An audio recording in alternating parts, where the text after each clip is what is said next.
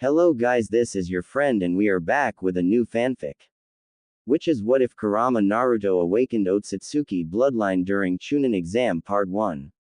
And if you enjoy this fanfic then please press the like button and subscribe to my channel for more fanfic like this. And now let's start the fanfic. Uzumaki Naruto, the third Jinchuriki of the Kyuubi, lays hooked into various machines following a viscous beating on his 11th birthday. While he lay there with 3 Anbu guards, appointed by the third Hokage, in the room, Obito, in his guise as Tobi shows up.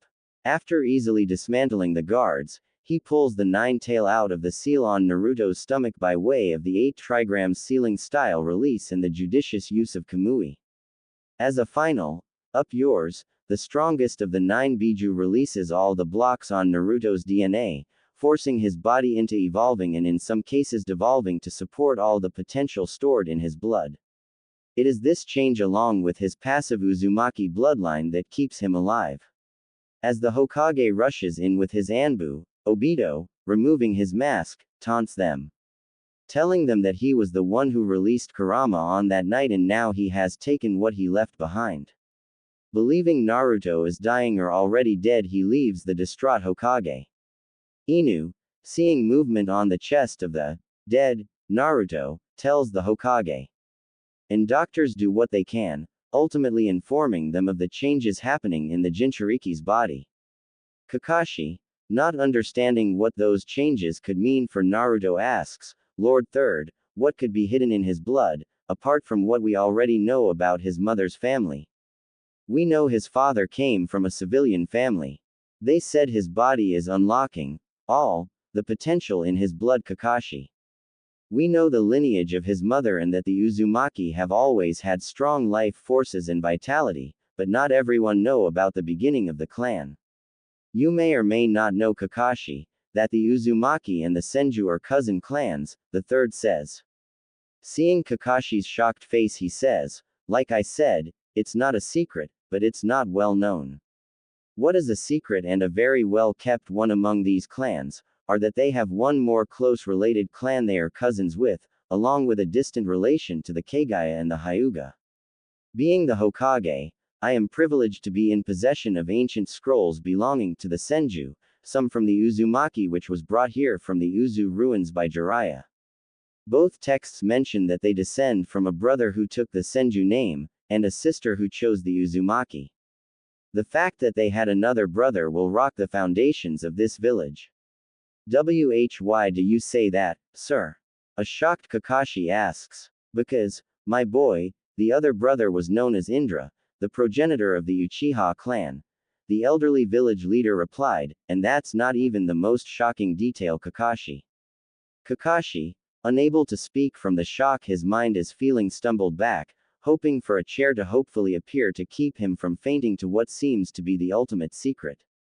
The most shocking detail is that all 3 clans descends directly from the root of ninjutsu, or ninshu as he called it, the Rikudo Sennin. Hearing a hard thump, the god of shinobi turns around, only to find Kakashi slumped against the wall. Evidently, the news of tonight proved to be too much for the copy ninja to handle.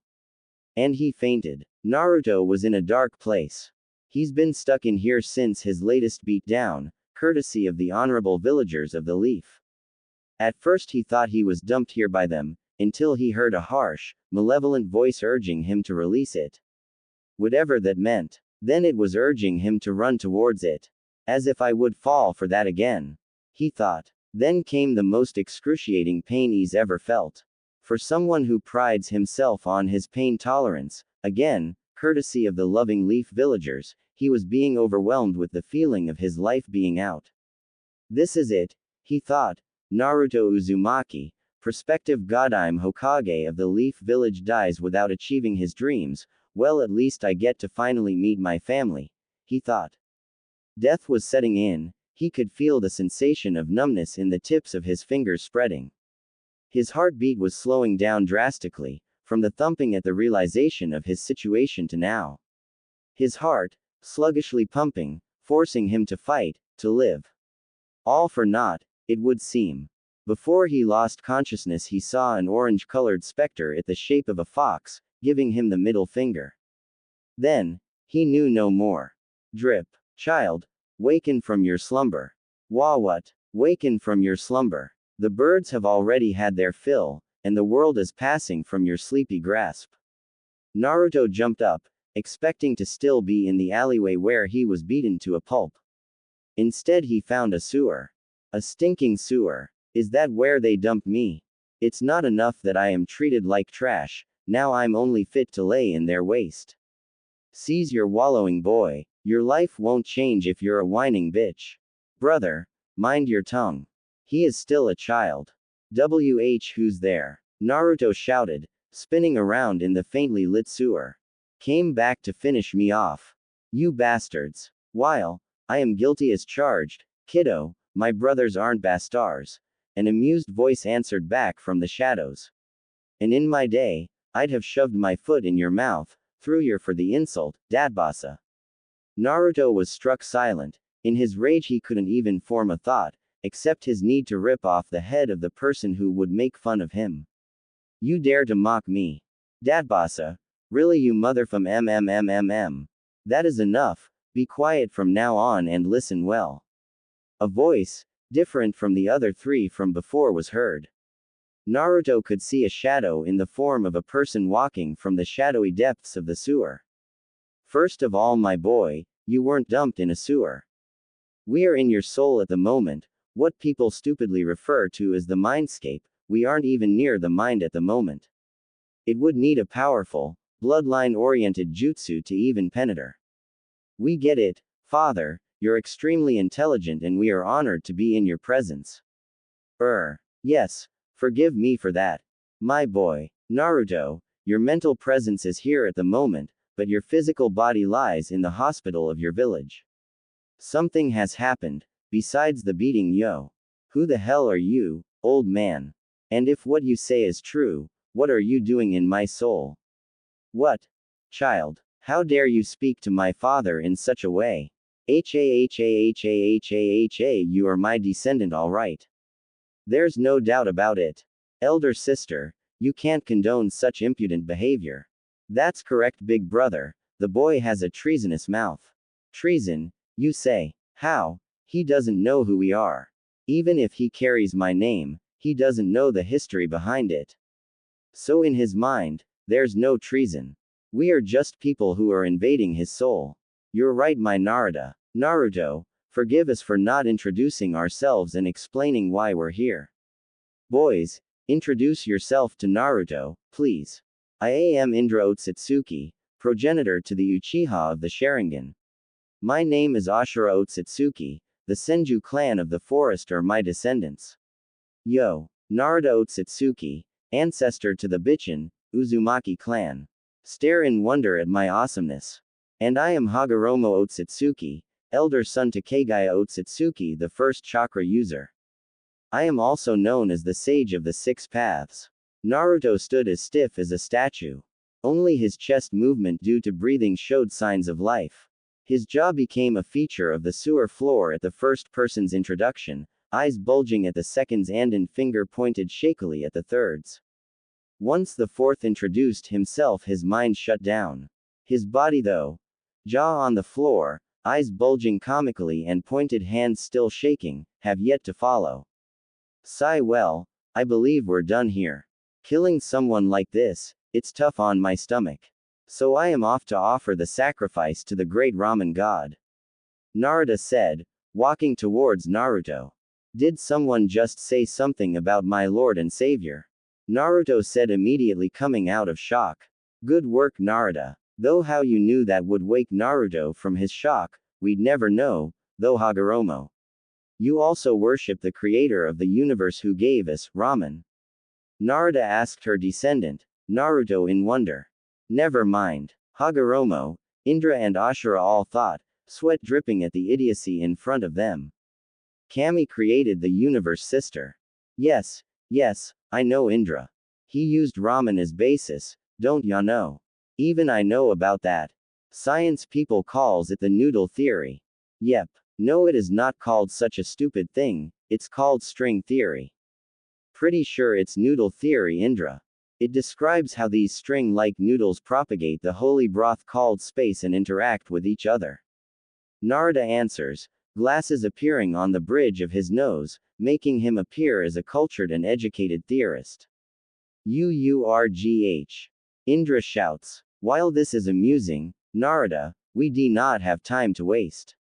Even our chakra, pooled together, cannot exist in this plane indefinitely. Father is right. Ashura said, taking a deep breath before continuing.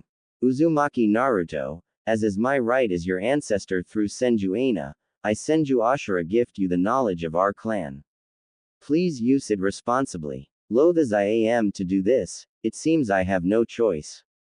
Indra says. Breathing in, he speaks. Uzumaki Naruto, as a distant relative I have the choice to bestow on you the knowledge of my descendants as well as my own. I have decided to do this because it is because I faltered, that the world is in this state.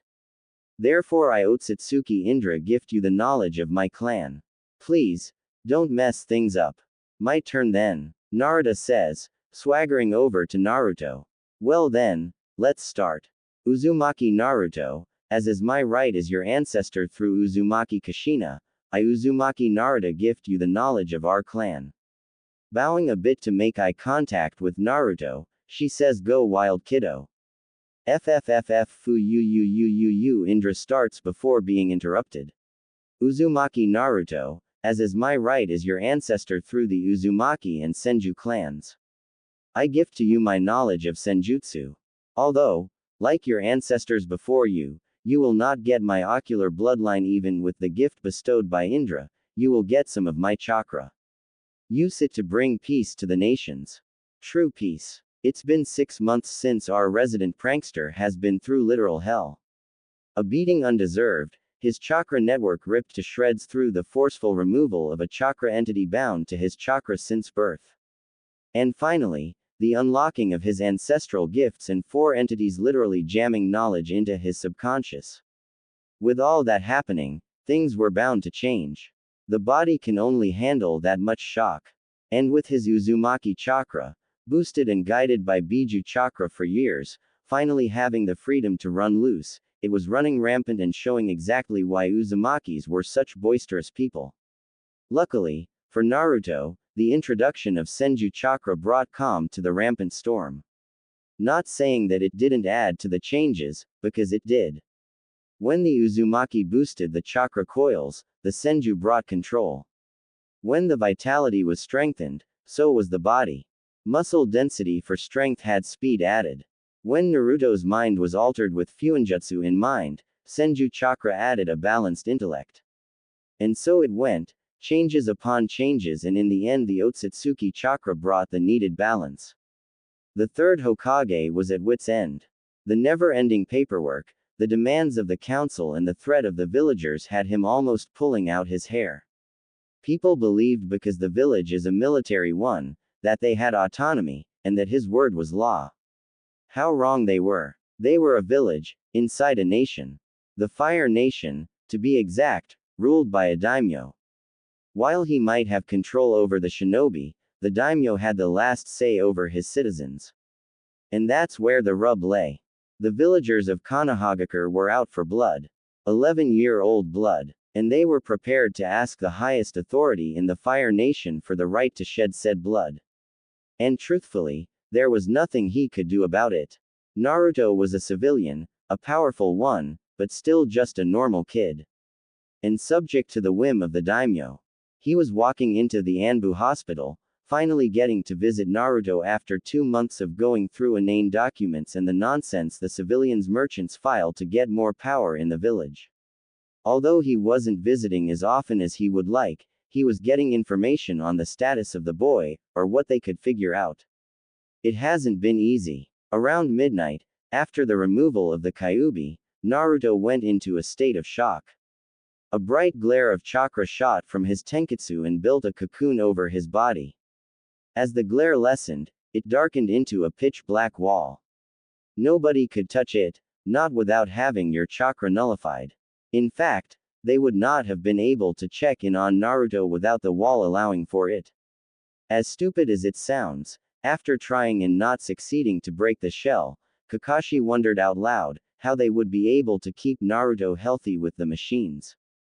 The wall had the answer of growing holes to connect with the machines. He was about to open the door leading to Naruto's room when he felt murderous intent coming from the other side. Ripping open the door, he was met with the sight of a cloaked person with a mask almost entirely white bearing down on Naruto with a tanto poised to enter the cocoon and kill him. Running toward the cloaked assassin to stop him, he was too late as the sword seemingly cracked through the shell. As Hiruzen was about to kill the assassin for the murder of his surrogate grandson, the cracked parts of the shell formed a levitating ball. The chakra put into the sword to sharpen it fizzled out. The levitating ball then, after reading the intent of the assassin it would seem, lashed out at him turning him to dust. I can't believe it. That was like the dust release of the Nadaime and Sandaime Tsuchikage. He said. Believe it, said a voice from inside the cracked cocoon. Naruto. Is it you? Asked the Hokage. Yes, it's me Oji-chan, Naruto replied. Hesitating at first, he reached inside to pull Naruto out. The cocoon further breaking up to form orbs, floating lazily by Naruto's side. The Sandaime Hokage embraced Naruto with tears welling at the corners of his eyes. Oh my boy, he chokes out in a sob, I was so worried about you. Sorry for worrying you Gigi, Naruto says, I was being chased by bullies again and went too far from my building to get inside before the festival started. No my boy, you were not to blame, it's not your fault that you were beaten, the third replied. Gigi, something else happened, Naruto said, unsure if it was real or not. While I was out I heard a voice calling me towards it. I was unsure to follow such a menacing voice so I ignored it, when the same voice shouted anxiously for me to remove the seal. Then I felt a ripping pain and saw a reddish fox with 9 tails floating by and giving me the finger, maybe he was hallucinating from the beating. Deciding to come somewhat clean, Hiruzen told Naruto the truth of what happened when he was born. So, you're telling me that it was a 9-tailed fox I saw? Not just a 9-tailed fox, but the Kyuubi. The fourth held a lottery and I was the lucky one to be chosen for his messed up plan. Naruto was understandably angry. Where were my parents in all this? Were they dead or just honored to give their kid as a sacrifice to the Great Fourth? No my boy, there wasn't a lottery. You were the only one he could choose.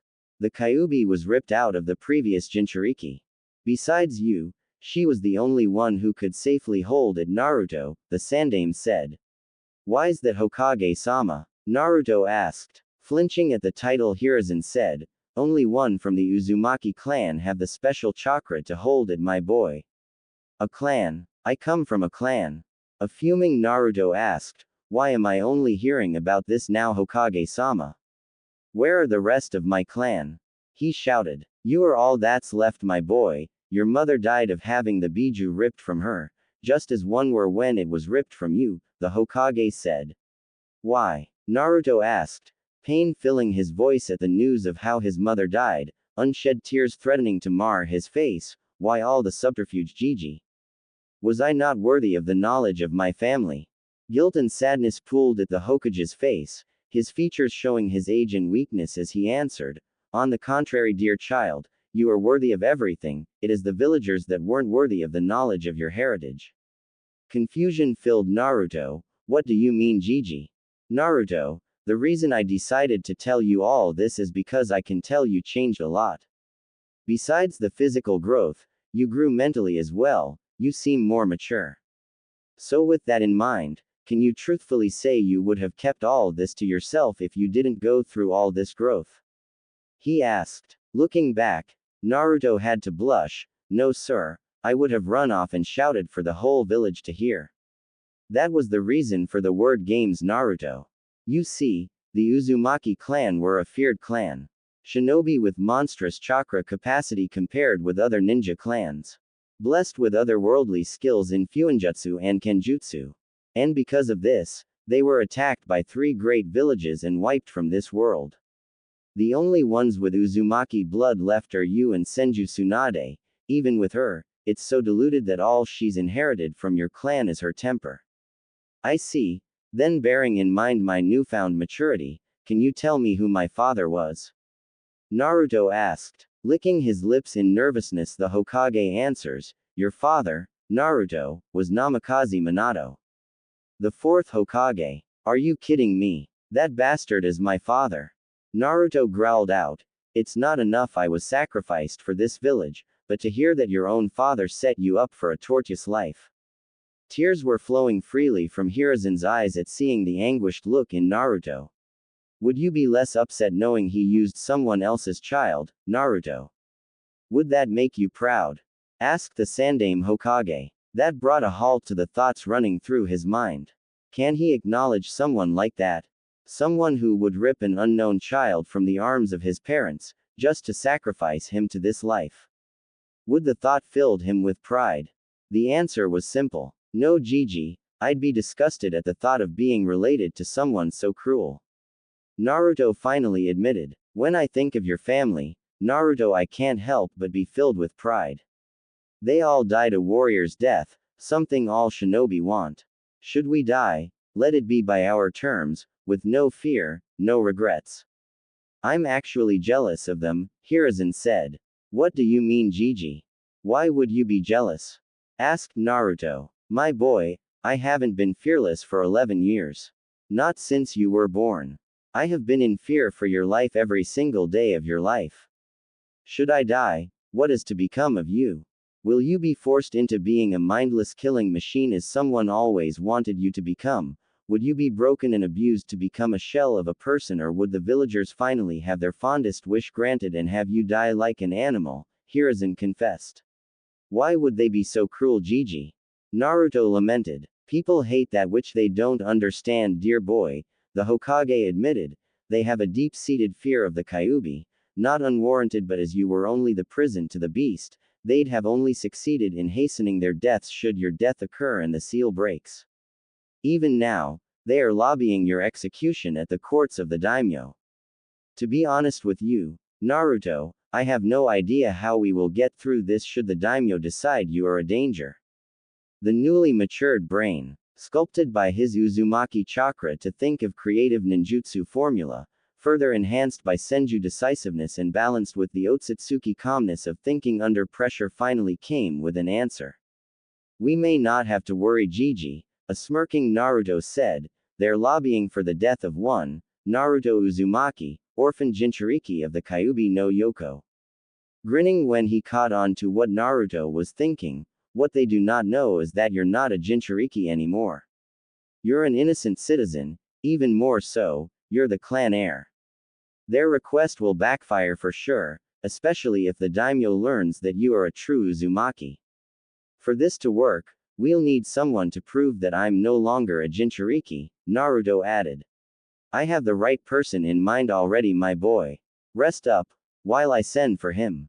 When I get back, we'll discuss those floating orbs behind your back. At surface level, Jiraiya was a simple man. All he needed in this world were booze, money and women. That's all he ever stood for. Some can even say, the only reason he trained the fourth Hokage was so he could mooch off of the name he would eventually become. Taking credit for shaping Namikaze Minato into an SS-level ninja. There is something wrong with that statement. 1. Jiraiya of the Sannin isn't just a man, he is a shinobi. Someone so complex, it would take a long time to sort through the leaves to the roots to see the tree for what it truly is. Loyal, to the core. Unbending even in the harshest storms of the heart and mind. It takes a lot for a man to sacrifice everything for his home. The only reason he stood rooted to his word till now was for Naruto. His godson, someone who may just as well be seen as his grandson, since he practically made a man of Minato. Now it's time for the tree to pull out its roots, and move on. His godson needed him. When he got the news of what transpired 6 months ago, he was about to desert, so great was his anger at Konoha. Luckily, Enma, the chief of the monkey clan, summons of the Sandaime Hokage, was able to give the whole message. Naruto was alive and well, and needed him more than ever, since the Kyuubi, that could heal the worst of assassination attempts that got through his spy network, was gone. Now, another attempt on his godson's life was in the works. This time, it was a political attempt, but they were ready. When he got inside the Anbu hospital, he was amazed. He couldn't believe that Naruto, from the picture he got 6 months before, was this young man before him. Could someone change this much in 6 months? No longer short, it seems Naruto was set to be taller than his father, already at an impressive 1.72 meters. And weighing an astounding 71 kilogram. It was safe to say, Naruto was going to take after the Uzumaki men. Not monstrously built men, but lithe muscle designed to support the power and speed it takes to swing around swords for hours. Yet they were tall. Uzumaki Garp, when the Senju and Uchiha signed for peace, was said to be as tall as Hashirama and Madara. An old man, nearing the end of his life, crooked and bent by time, was as tall as young men in the peak of their lives. Naruto's growth spurt had made even more of Minato's looks come forth in Naruto. Only the shape of Kushina's eyes remained. The whiskers, what defined Naruto's looks, were completely gone, making Naruto identical to Minato and those that knew him as a kid would know. Naruto, at first, was pissed off, finding out he had godparents, living godparents. And one was finally going to show his face, but one look at Jiraiya was all it took to see what he meant to the man. When Jiraiya hugged Naruto, he broke down, his body shaking as he cried out his frustration. Finally, after shedding the raw feeling, he began crying tears of joy at finally meeting his godson. Naruto felt a little piece of himself, finally at peace. Then the shocker. So, are you going to tell us what those orbs behind you are? Jiraiya asked Naruto. Naruto explained to them all that happened after his beating, from the Kyuubi being torn from his body to meeting his ancestors. Damn kiddo, you don't do anything halfway, do you? Jiraiya asked, completely baffled. So, what are those things called, and which ancestor gave it to you? These are called truth-seeking balls. Malleable black chakra orbs which can alter their form and characteristics in various ways. They are made up of chakra of all natures, even yin, yang release, Naruto explained. Ever the intellectual, the professor asked, if it's made up of all chakra natures, then why are they black?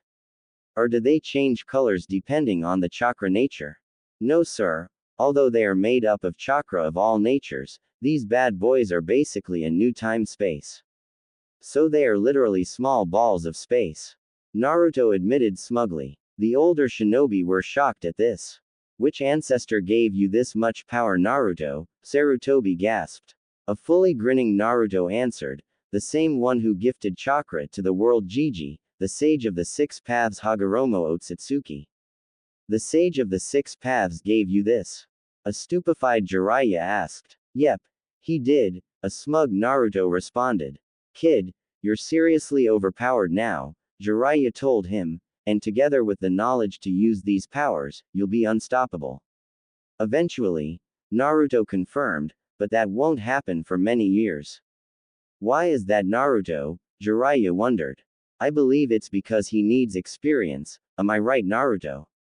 The professor asked. Yes, Jiji. Having the knowledge of a jutsu and actually doing the jutsu are two different things. There are jutsu in my subconscious that would drain even my chakra core boosted by Kyuubi chakra, if done without the needed control, Naruto explained. The Otsutsuki and Senju heritage may have given me instinctual control of my chakra, but that means nothing if I can't control the power I need in a jutsu. It will take us 2 days to travel to the capital. Can you get your control up to do the normal jutsu you have by the time we reach the daimyo's castle? Sarutobi asked. Yes, by then I can do the Uzumaki jutsu by heart. Well, the ones meant for Chunin level shinobi at least.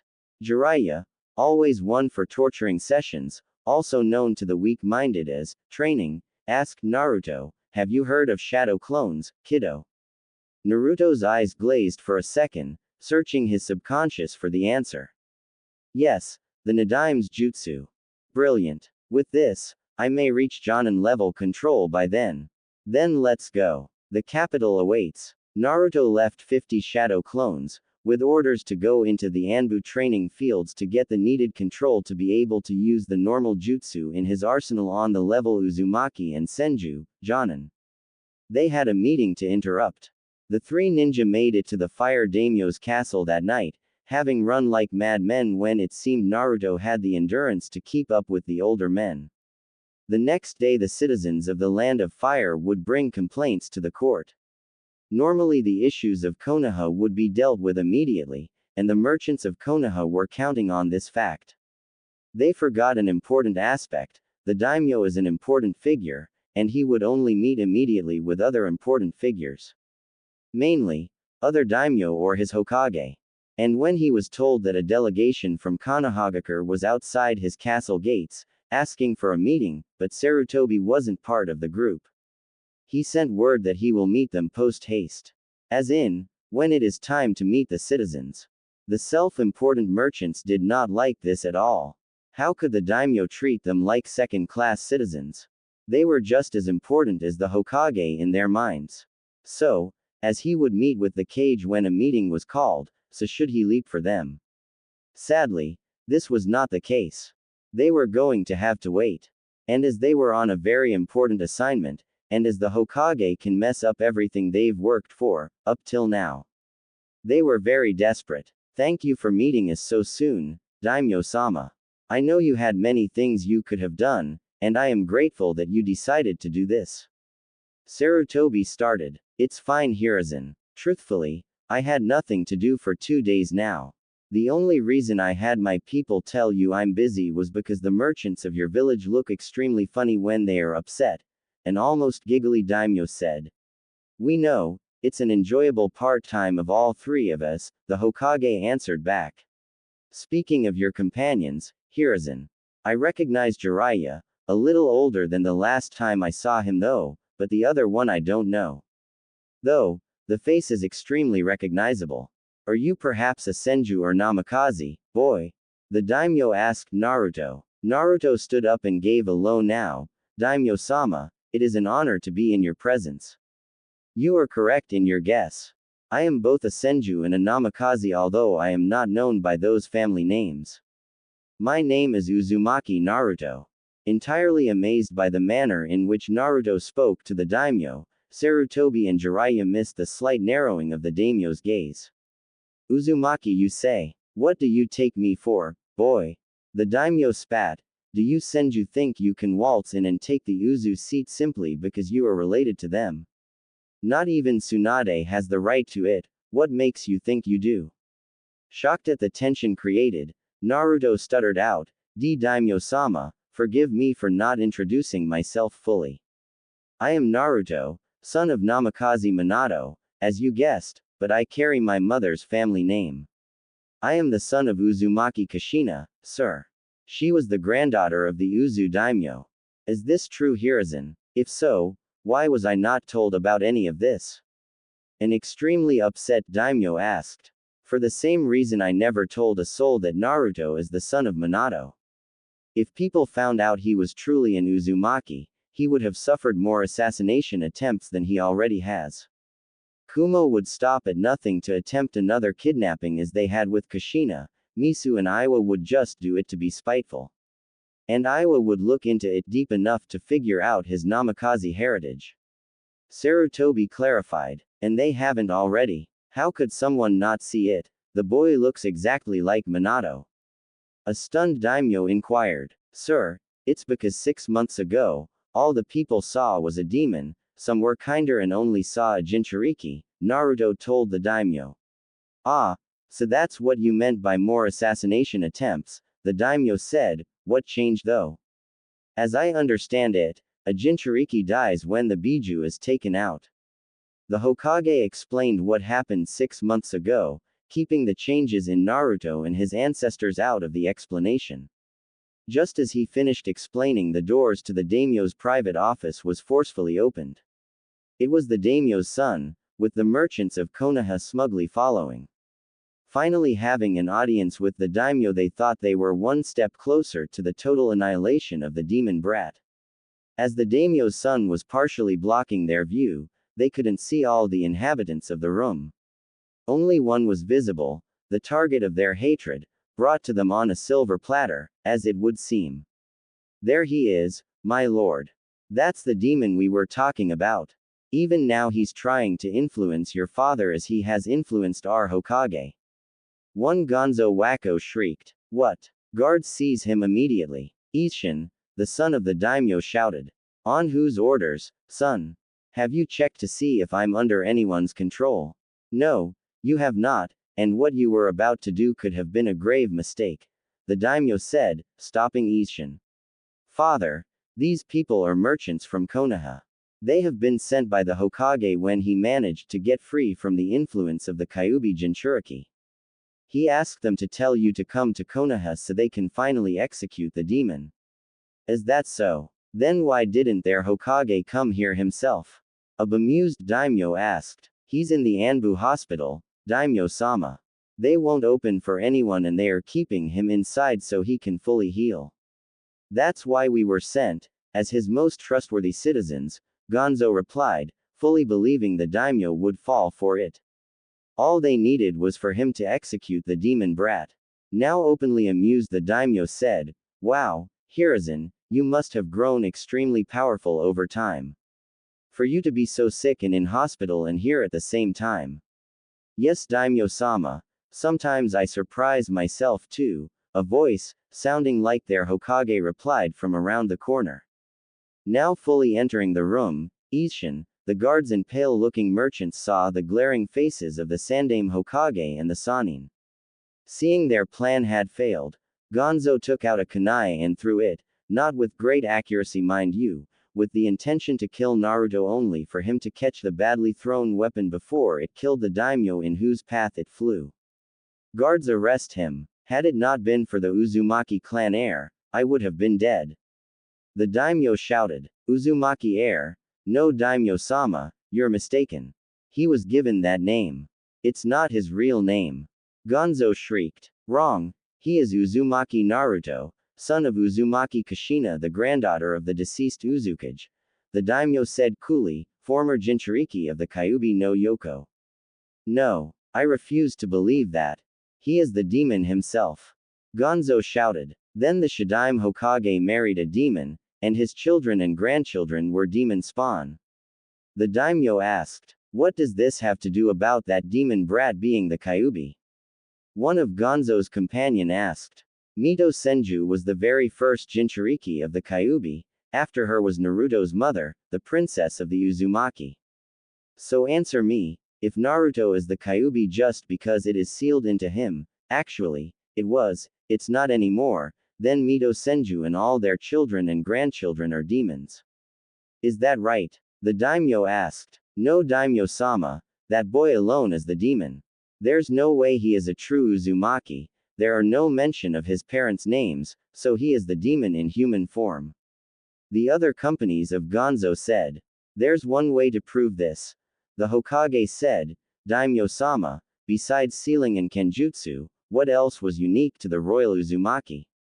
Oh, this will be a treat, a jovial daimyo said. Uzumaki Naruto, seize those lying bastards. Adamantine sealing chains, Naruto shouted after ordering the clone that practiced that technique to dispel, proving his heritage. The merchants finally admitted defeat. They were going to ask for the execution of a clan heir. They were aware of what was in store for them. Now, take them away, guards. Isshin, stay, I want you to meet Uzumaki Naruto, great-grandson of my friend Uzumaki Kenshin, son of the Red Death, Uzumaki Kushina and the Yellow Flash, Namikaze Minato. Now, hopefully you realize, we have to be sure of our actions. They may carry devastating consequences if our choices are bad ones, the daimyo told his son. Bowing to Naruto, Isshin said, I have no excuses, Uzumaki-sama. I please forgive me for my naivete. Please, Isshin-sama, there's nothing to forgive. You were misled. And please call me Naruto, Naruto pleaded. Then call me Isshin, please. I am only a few years your senior and our families are connected, Isshin replied with a friendly smile. Very well, Isshin, Naruto smiled back. Right then, you kids go out and enjoy yourself. Isshin, show Naruto around. The daimyo said. Thank you, father, Isshin said. Yes, thank you, daimyo-sama, Naruto said. Now that we're alone, tell me everything I need to know, Hiruzen. And leave nothing out. The glaring daimyo told the Hokage. This is going to be a long explanation, Sarutobi and Jiraiya thought with trepidation. Naruto and Isshin were walking through the castle halls discussing the lives they've led until this day. Isshin spoke of his sheltered childhood. And how he hated being treated like a glass figurine. He has finally won the chance to be trained by Chiraku, a former member of the 12 Guardian Ninja. You know, Naruto, I was finally able to convince my father to have me trained by one of the former Guardian Ninja that protected him. Then I go and mess everything up. If I knew I was being manipulated, I wouldn't have come barging in as I did. Now, father will never let me be trained by Master Chiraku. Isshin confided in Naruto. I wouldn't say that, Isshin. Sure, you allowed yourself to be steered like that, but everyone makes mistakes sooner or later. The fact that you admitted your mistakes must have shown your dad that you're growing. Have faith. Naruto proclaimed. That's easy for you to say, Naruto. I bet you've been trained at a young age. Just the way you hold yourself shows you have confidence in your skill. I will never get the chance to learn to defend myself. Isshin let out in self-pity. You couldn't be more wrong, Isshin, Naruto confessed. What you've witnessed today was only the tip of the iceberg. I have led a life of abuse and hatred shown towards me. I have had assassination attempts after assassination attempts, all locally, done by misguided villagers and misled shinobi. In fact, the only reason I have this confidence in myself is because of an attempt on my life that awakened my bloodlines and allowed me to bloom. So trust me when I tell you, Isshin, if you continue to believe in yourself, and refuse to budge, nothing will keep you from your dream. Believe it. Isshin couldn't help but smile at this.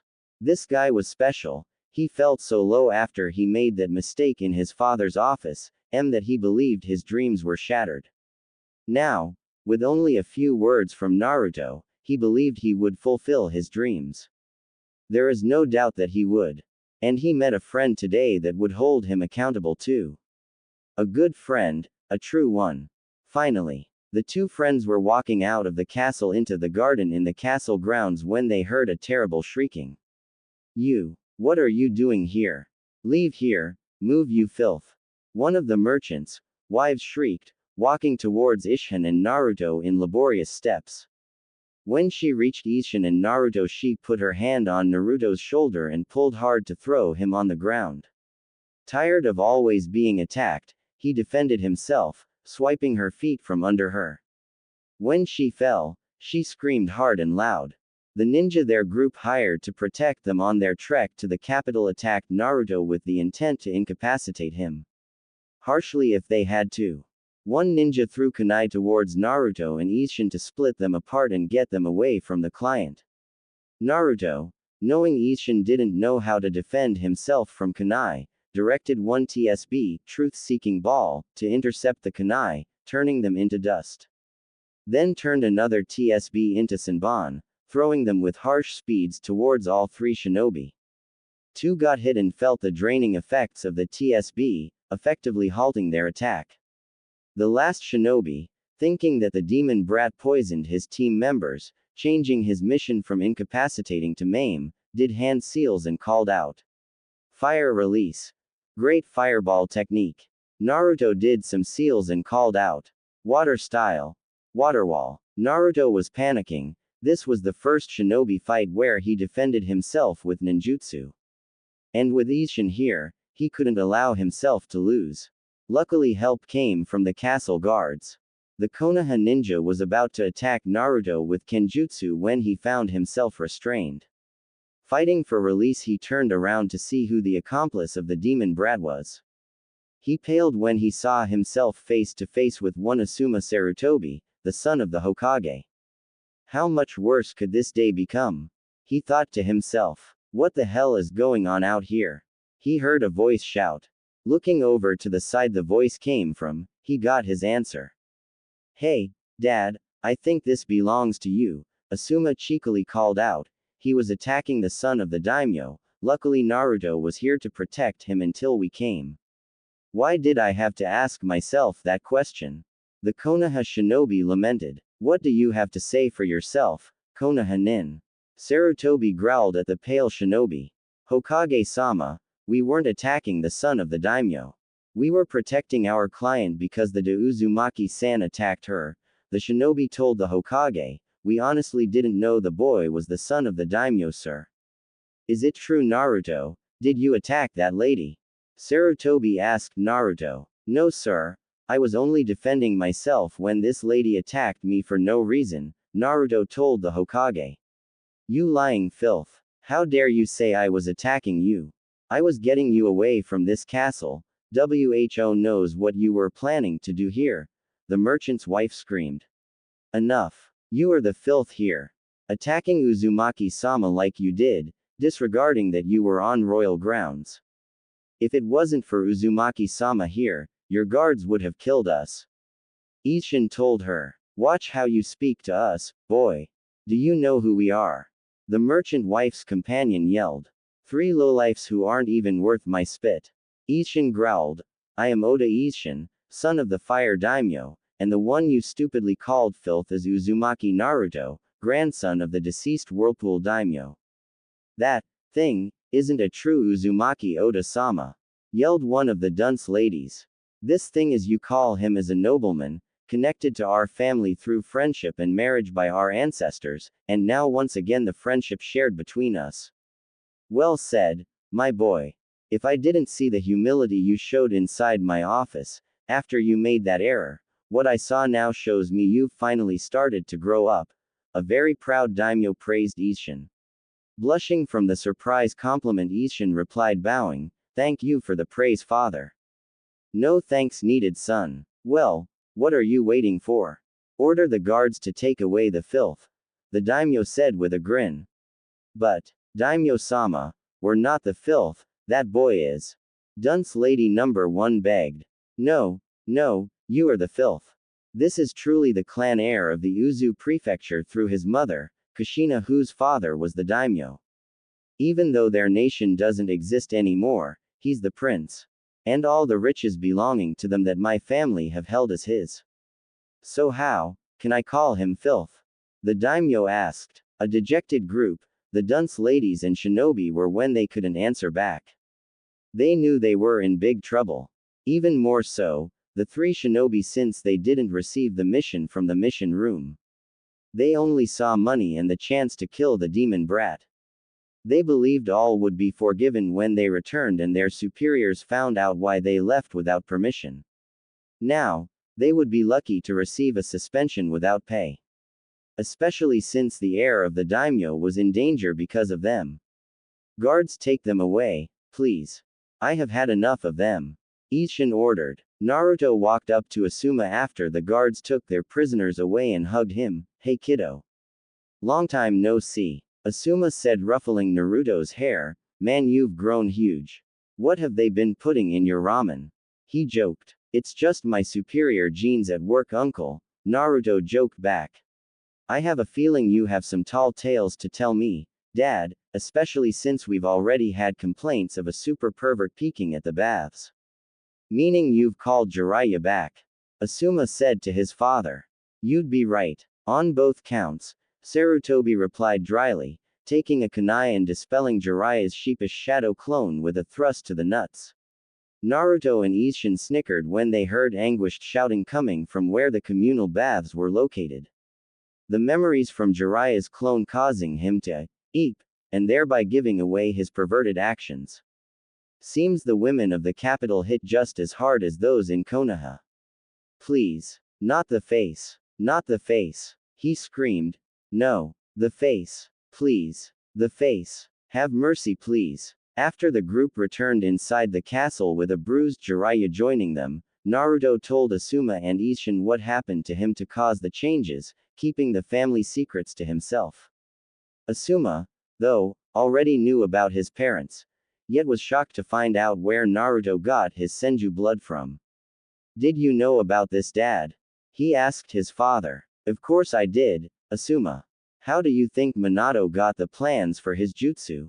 They were blood sealed. Even though she was a senju, not even Tsunade could break that seal. Sensei knew he had a daughter. So those scrolls were meant for his descendants. Sarutobi told them. Yeah, grandfather even fooled everyone with his cold exterior. He created those shadow clones to fool people, while he spent every bit of time he had with his daughter growing up, Naruto added. When she could understand why all the secrecy, he would take her out to parks so he could play with her.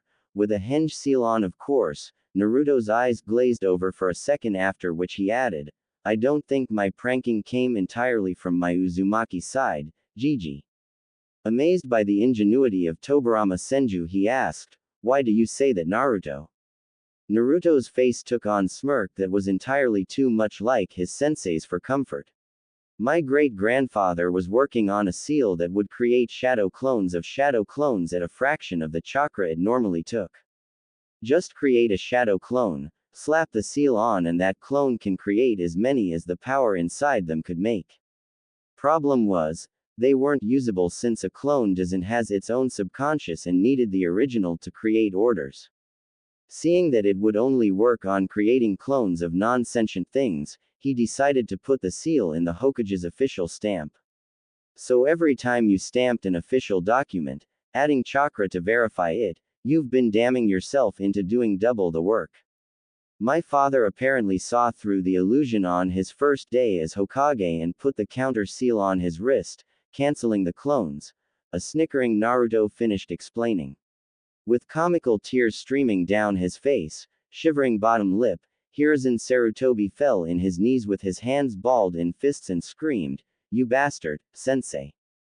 Jiraiya and the others couldn't keep it in anymore and laughed at the plight of the Sandaime Hokage.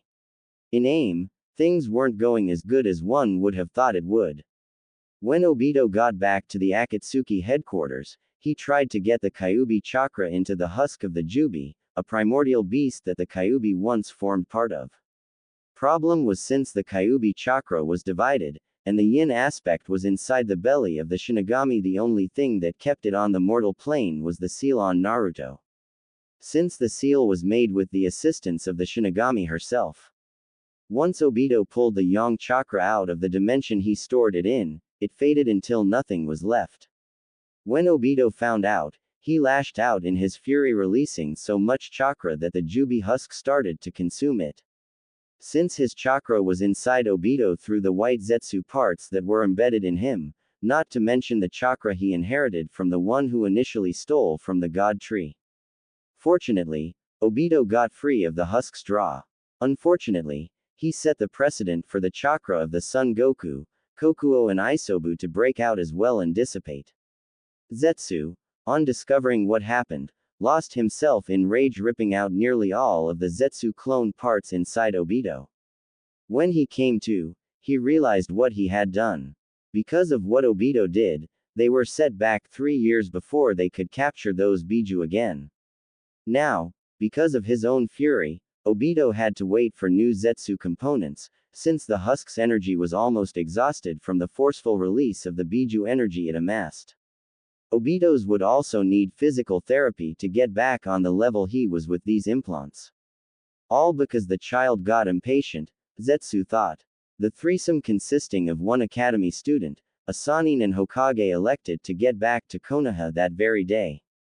After the excitement of Naruto's first shinobi brawl at the defense of not only himself but Isshin, the son of the daimyo as well, they were hoping to get home soon. Naruto had to get more familiarity in using jutsu in battles, and with the knowledge of how Tobirama Senju got around, the Hokage will finally have a better time as the Hokage. All I need to do is have Naruto break the blood seal on Sensei's scrolls, and the secret to vanquishing the paperwork nightmare will be mine. Sarutobi thought, running on autopilot since he was deep in thought. He was unaware of the distance being put between himself and his companions since the dark chuckles he let slip was creeping him out. Man, Gigi has really lost it. Seems the closer we get to Konoha, the more senile he gets, Naruto thought. Sensei, Jiraiya thought, creeped out, We need to get you out of the office more, maybe my new book will cheer you up. Clearing his throat, Sarutobi said, Naruto. When we get back to the village, we should totally get some scrolls out so you can break the blood seals, and train in what we find in it.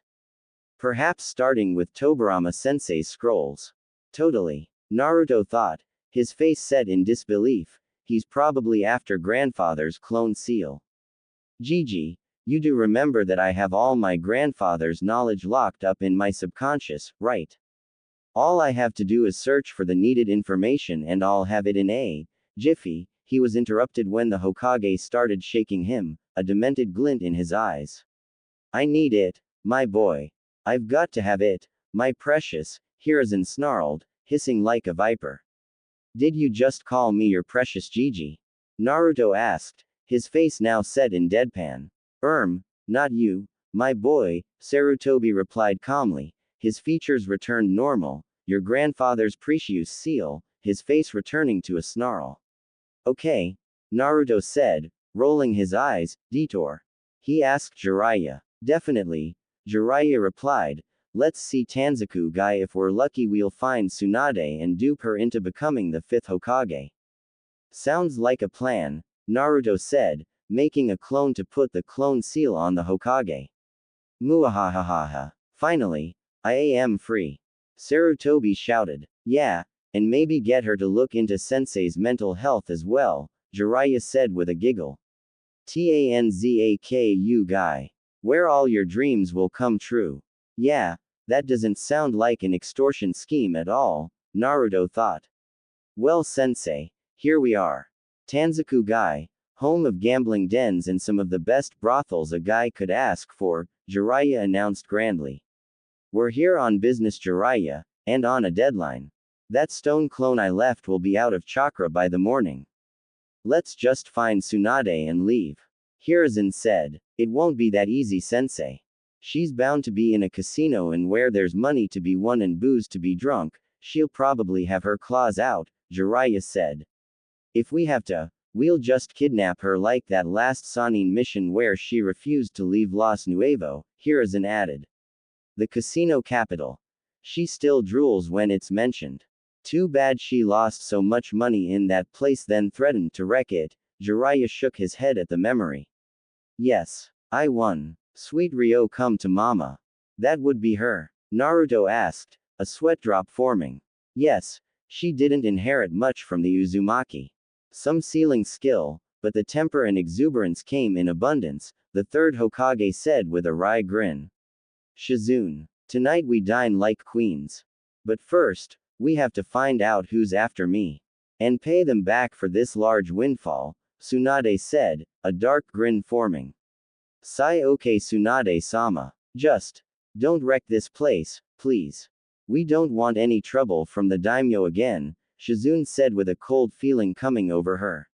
Yeah, a whimpering Tsunade said, I still can't believe that old man can be that scary. No wonder him and Uncle Kenji got along so well. Anyone who could match an Uzumaki like that is a terrifying guy. Anyway, let's go get our loot. Tsunade said, her exuberant feeling back at the thought of the money she won. Not so fast, lady, a voice called from behind them. Turning around, they saw it was the loan shark that they owed money to. Didn't think about slipping away without paying me back, I hope. He said, I'll just take my cut, then leave you old girls to your business. Taking an extra 1,000 in casino chips, he slapped Tsunade's butt and turned around to leave. Not knowing what kind of hurt he is about to be put in. A fuming Tsunade was about to hit the loan shark so hard, he'd spontaneously combust when a hand stopped her fist just in time. If she was annoyed before, she was pissed now, but stopped when she turned to see who was strong enough to catch her fist. Sensei, she said. Hokage-sama. Shizune said. Oink. Taunton grunted. Shit, the loan shark said.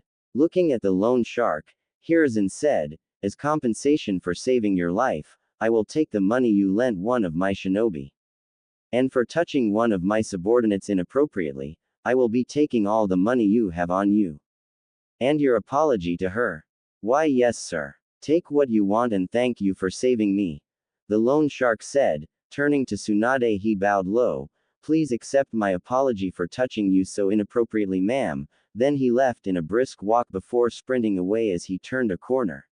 Not that I'm not happy to see your sensei, but whatever you're selling, I'm not buying, Tsunade said after staring at the Hokage for a while.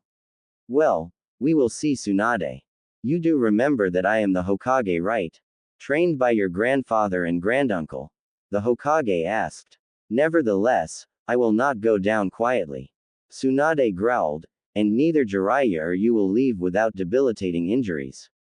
As you can see, we're not alone, or has all the alcohol messed with your sight?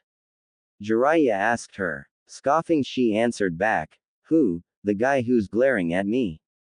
He doesn't look like much. To be honest, the way he's looking at me had me waiting for him to declare that his name's Inigo Montoya or something. Scowling, Naruto bit back, this is Senju Tsunade, Gigi. All I see is a childish hag, with a badly done Uzumaki Genjutsu seal. Adding with a sneer, Great Aunt Mito's blood must be boiling in those dry veins of yours. Who the heir, you pipsqueak? Tsunade snarled at Naruto. Who he is, depends on your choice, Tsunade. Are you leaving willingly or do I have to spank you like the child you're acting like? I'd like to see you try, especially that nobody over there, she growled back, turning to Naruto, a mocking smirk on her face that changed when Naruto disappeared, reappearing in front of her, his knee lodged into her stomach. The force of the blow made her step back. Seeing a follow-up strike coming for her face, she blocked it, spinning with the momentum. She hit him with the back of her fist. The strike sending Naruto through the wall of the building, into the street. Jiraiya, about to stop her from going after Naruto, was stopped by the Hokage. Leave him, Jiraiya, he needs to let loose. And she needs to be reminded that looks can be deceiving. Hiruzen said, if it gets out of hand, I'll stop them. Naruto picked himself up from the paved street, then rolled away just in time to miss a descending leg. When Tsunade's strike hit the ground, the paving cracked. He lunged at her, intending to strike quickly at her face. She blocked his punch and returned her own, which was blocked as well. The two quickly started in on a tactical hand-to-hand fight. With feet added only to trip the other up. Tsunade was finding herself in a fight with the blonde brat that shouldn't be possible. He was meeting her strike for strike. Even if she wasn't adding chakra to her blows, he should be hurting by now. Yet he met her as if they've been sparring like this for ages. As if he knew her style. Getting a front kick in, separating them, she asked, hey brat, who taught you my style? Your style? You're really full of yourself. This is the Senju knowledge of arms fighting style, created by Senju Butsuma. Not Senju Tsunade, a slightly puffing Naruto replied. I know that, but how do you know it? Did Jiraiya teach you? She growled at the remark. See, there you go again. Did you think you were the only Senju left on this planet? Naruto mocked. Tsunade has had enough of his smart remarks, lunged back in the fight. If I have to beat it out of you, I will, but you are going to answer me, brat, she said, but Naruto ducked her wild swing, spinning underneath it until he was almost flush with the ground. Putting his hand on the ground for balance, he kicked over his head, forcing Tsunade to block the blow to her head with her arms crossed.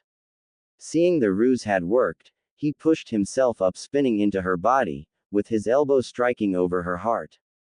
Tsunade reeled with the blow, slightly losing balance. After gaining the balance, she coughed hard. The effects of the blow showing itself in her hand. Tsunade went pale at the sight of the blood and started shaking. Naruto, thinking that his blow hurt her more than it was meant to, went to see if she's alright, but felt a hand gripping his shoulder. Turning around, he saw it was the Hokage, who shook his head. That's enough, Naruto. Go rest, she won't be able to fight anymore. Sarutobi said. What's wrong with her, Gigi? Naruto asked. She's afraid of the sight of blood, my boy, he said. Something happened in her past that caused this. Go back inside the casino and give them this money, for the repairs to the casino wall, then book a room for her. Come out of shock. I guess we're not leaving until then. Alright, Gigi, I will be back in a bit. Naruto said as he left. Hiruzen saw to it that Tsunade was put inside the room. He was going to get to the bottom of Tsunade's rebellious behavior, even if he has to wait her out for the answers.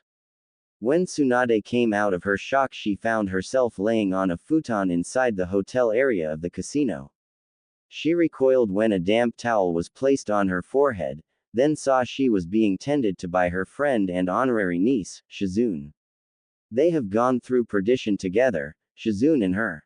All because of her egotism. After a while, she heard the door handle to the room turning.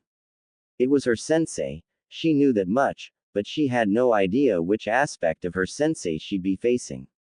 Was it the scholarly professor, the kind grandfather, or the strict leader? You can relax, Tsunade. I just want to talk. Hiruzen said. Ah, she thought, the kind grandfather. About what, sensei? I have nothing to say to you, she replied. There's that attitude again. What crime have I committed to be treated this way, Tsunade? Hiruzen asked, confused. How about sending my brother to be murdered, you bastard? Tsunade growled. That is a cruel accusation, Tsunade. Why would you think I would do that? Sarutobi asked, a frown on his face. Why, you ask? She spat.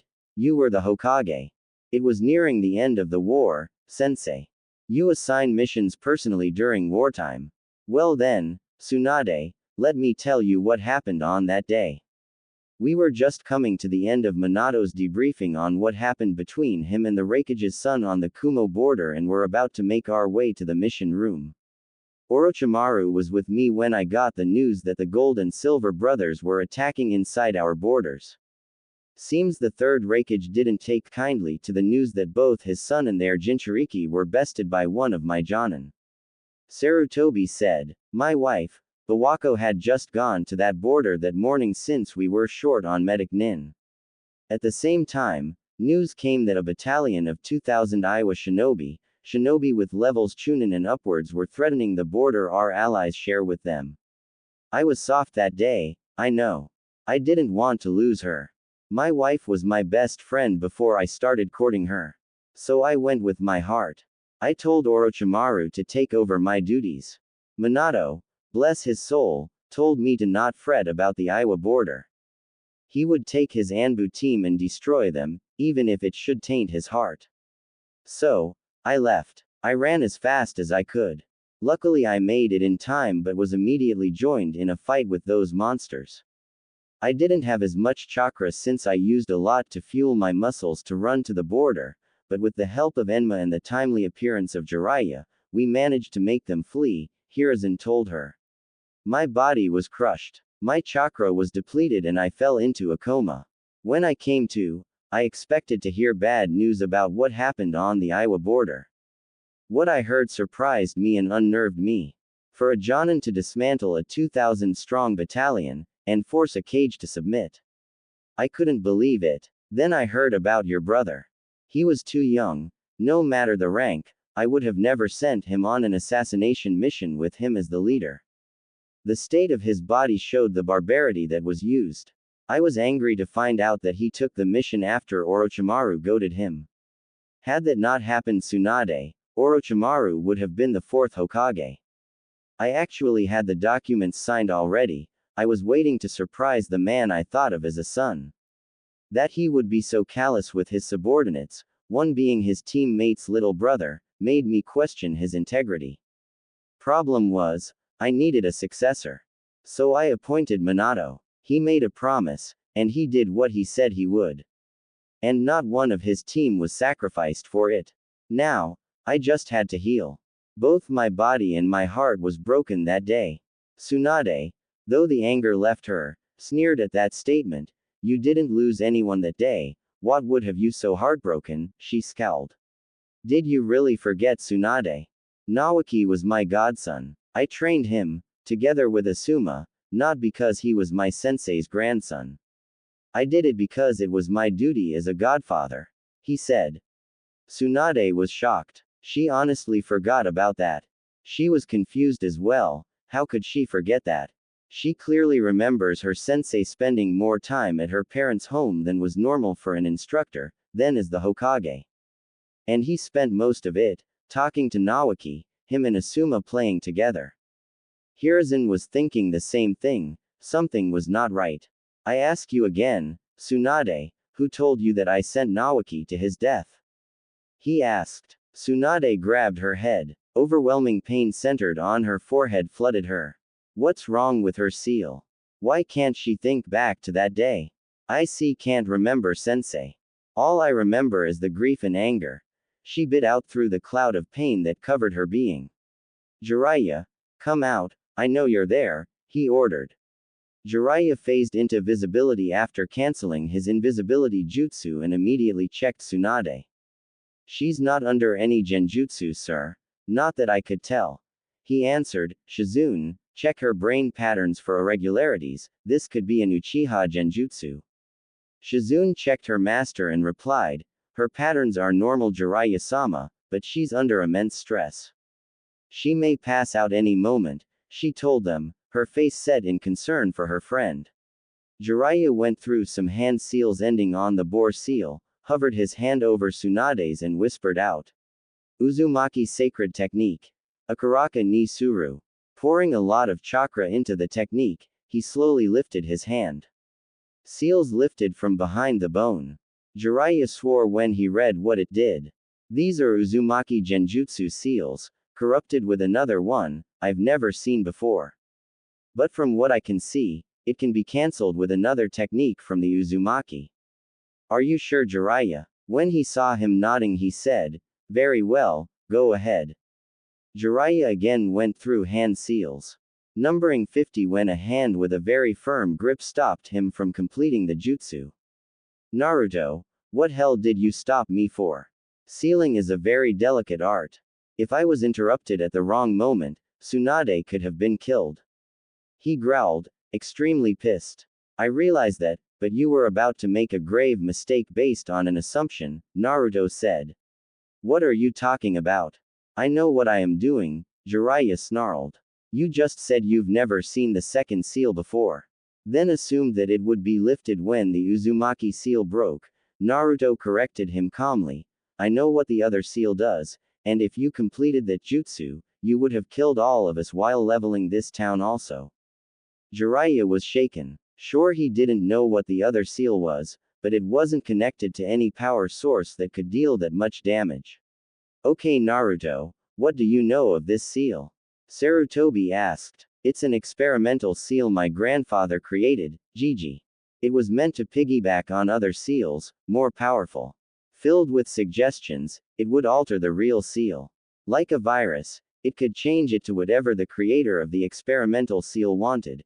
He explained, it failed when Great Aunt Mito showed him that an Uzumaki genin, just starting to learn seals could break it. Then why did you stop me, Naruto? Jiraiya asked. Because whoever put this seal on Tsunade, completed it. All it needed was its own, powerful battery to work. Here, he pointed out to the still hovering projection of the seals. The seal bonded itself, but it's meant to throw you off. It connected a thin chakra string to something else, something powerful enough to support it. What is it connected to, Naruto-san? Shizune asked him, tears streaming down her face at the pain her friend was in. The strength of 100 seal, Naruto answered, I will have to break the seal. No, Naruto-san, Tsunade-sama has been chakra into that seal for over 20 years. For all of it to be lost. Shizune said, then Naruto interrupted her. Would you rather have your sensei die? There's no way of knowing what suggestions the creator of the seal implanted. Shizune sadly lowered her gaze to the floor. Do it. A gravelly voice said, I don't know who you are, or how you know so much of my clans, but I want to say sorry for whatever I said out there. You clearly were under someone's influence. Who knows for how long. So I forgive you for everything you've done. It's fine. Auntie, Naruto said with a warm smile, shocking Tsunade and Shizune. He went through 30 seals, pouring precisely measured chakra in every seal, then had an idea and brought a TSB around and hollowed it. Uzumaki sealing technique. Kai. An immense pressure filled the room as the seal on Tsunade's forehead broke and the chakra was released. Naruto brought his TSB around and using its chakra draining ability, took all the chakra of the seal into it. Naruto puffing a bit did another 50 seals, the ones Jiraiya was going to do. Uzumaki sealing technique. Fuzukuru na. The seals on Tsunade lifted immediately, vanishing into thin air. Tsunade's facial expressions relaxed, she fell into a healing sleep. Hiruzen Sarutobi was baffled, so was Shizune. Shizune because she didn't think Naruto would be able to do sealing jutsu of this level. He looked very young despite his height. One thing she knew, the one who created that last technique had a real potty mouth. Jiraiya, do you know the name of the Uzumaki child? Mito-sama had asked to break Tobirama's seal. Sarutobi asked though he was sure he didn't want to know. One Kenshin Uzumaki, uncle of Kushina, another foul-mouthed Uzumaki, Jiraiya said giggling. It had to be him, Sarutobi thought. Well, look who's back, Naruto heard, wakey, eggs and bakey. The voice whispered. Naruto jerked awake and found himself lying at the foot of an old shrine. He stood and saw the Uzumaki swirl decorating the top of the shrine. Beautiful, isn't it? This is a shrine built by your great-uncle Kenshin. He was a bit. He inherited a lot of our family quirks. Took to the old lady, I guess, the voice said. Naruto turned around and saw Narita standing there. She was dressed in flowing robes, churning whirlpools in its design. Ancestor, he said bowing deeply, to what do I owe the honor? He started saying till Narita's fist met his head.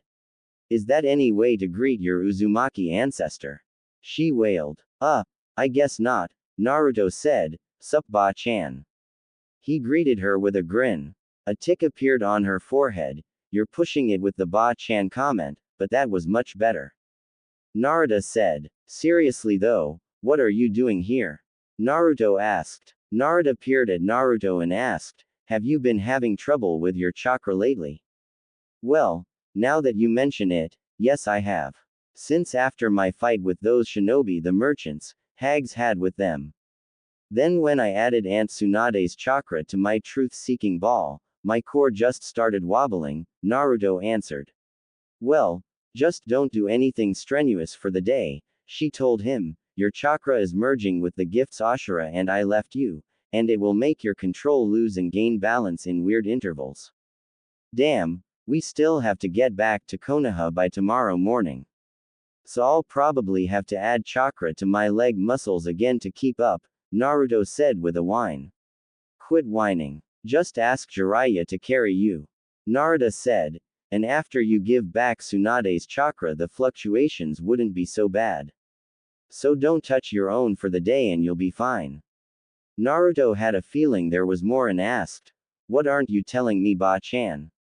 Well, it's not just the ancestral chakra that's merging with yours, Narita said sheepishly. When Kurama, the 9 tails got ripped out of you, something happened that wasn't foreseen. Oh boy, Naruto said sitting down, his knees feeling weak all of a sudden. I'm not gonna grow any tails, am I? Or fox ears, how would I hide those? Oh man, fox feet. I'd rip my bedsheets apart. What the hell would I even? Naruto started panicking until Narita's fist met his cranium once again. None of that's gonna happen. Now, will you please shut up and let me explain? Narita shouted. Same as last time, I do not have enough chakra to stay on this plane. Naruto nodded quickly so she continued. Right, so the seal your father designed was supposed to take 9 tails worth of chakra and make it into your own after a while, keeping the biju locked inside you, for rainy days so to speak, Narita explained. Naruto's eyes bulged at the news. Was his dad crazy? He thought. He probably felt something huge was on the way and wanted you protected. What he didn't count on was Kurama getting yanked out of you before the plan was fully realized. So when the biju was yanked out, you were left with a huge amount of power in a body that can't hold it. So your chakra core is out of control and at risk of rupturing. Naruto was growing pale by this time. His eyes resigned to his awaiting death. A hand came and lifted his chin, then Narita cupped his cheek. Her pale purple eyes staring into his own eyes. Don't fret, ma. Boy. She said with a smile. It would have been nastier if we didn't meet up with you. Now, if you only listened to your stunning ancestor, you'd be fine. We gave you our chakra, remember? Strengthening the already bitchin' regeneration factor that you got from your mom and adding the chakra your dad for some reason couldn't pass on, this little problem won't keep you down, she added, hugging him. Naruto, grateful at the words and gesture, hugged her back and gleamed. He stood up with a grin and said, "Believe it, Ba-chan." With a thumbs up. "Now be a good boy, kiddo," she said, vanishing. "The mark is almost gone, Jiraiya-sama," he heard Shizune say. 20 years worth of chakra that could have done worlds of good, gone forever. Whoever put that seal on Tsunade-sama probably counted on that too. Don't worry, Shizune. She's resourceful. She probably had a plan B for this, Jiraiya's voice said. No, Jiraiya, a cracking voice joined. Tsunade, that was my ultimate plan. If something happened to my loved ones, I'd have enough chakra to save them this time. Now, it's gone, Tsunade said with a sob. Not really, Naruto said, getting up from the futon he found himself laying on. Easy, Naruto, you blacked after you expelled that last seal, Jiraiya said, helping him up. What do you mean, Naruto? Shizune asked. When you released the strength of 100 seal, the chakra just vanished. Not vanished, it disappeared. I thought you saved up so much chakra for a reason, so I used my truth-seeking ball to it up and purify it better than the seal could, he said with a grin. Naruto, that's brilliant, Jiraiya said with a grin. And seeing that the seal is still there, the mark is little translucent without the chakra keeping it there, all I have to do is inject it back, Naruto said, a look of concentration on his face. The TSB containing Tsunade's chakra floated down until it rested on her forehead, over the seal. Shining a brilliant white, it started sending the chakra it contained, flowing back into the seal, strengthening it back to perfection. Tsunade felt her energy returning after the process was complete. Thanks, Naruto, she said, stood up and hugged him. Sorry for running out on you and subjecting you to such a harsh life. I forgive you, Auntie. Like I said, you were being influenced by whoever it was that branded you with that seal, Naruto replied. Tsunade then bussed him on his forehead. Turning when they heard the door open, they met the face of the Hokage. I see you're awake, Tsunade. I didn't think you would have any energy left. I was about to tell Jiraiya that I was going on without you. I have to get back to Konoha before the clone I left dispels, he said. Naruto stored the chakra I had in the seal in one of his magic balls and put it back in before the seal totally vanished, Tsunade said, elbowing Jiraiya when she realized, with a mad blush, what she had said. The Hokage smiled and added, managing to knock himself out again. Tsunade looked down and saw Naruto had fallen asleep in her embrace, a smile on his face.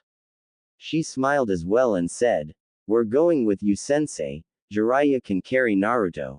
Why me? He asked. 'Cause I said so, she replied, cracking her knuckles. Do you have an issue with that? No Heim. I treasure carrying Naruto, he said, sweat dripping down his back. Thought so, she said with a smirk. Well, what are we waiting for? I have some sufferers to put in traction. There aren't such serious injuries in the village, Tsunade, Sarutobi informed her. Not yet, you mean. Hiruzen paled at that, then remembered what Naruto went through. Just don't murder anyone, he told her. The group entered the gates of Konoha just in time. The Hokage was just telling Izumo to remind Kogetsu that him leaving the village should be kept secret, when the memory from his clone filled his subconscious. Are you okay, Hokage-sama? Izumo asked. Yes, my boy, I'm fine. I just remembered that Kogetsu had a fondness for a certain, perverted book. Turning to Jiraiya he said, Jiraiya, since you are the spy master and author of said book, if you find out Kogetsu leaked our secret, ban him. Smirking, Jiraiya said, Yes, sensei, with pleasure. No need for such extreme measures, Hokage-sama. My lips are sealed. What secret are you talking about? I have no idea, Kogetsu said, sweating at the threat. At ease, Kogetsu, the Hokage said, smiling warmly. Well, gentlemen, I will be seeing you.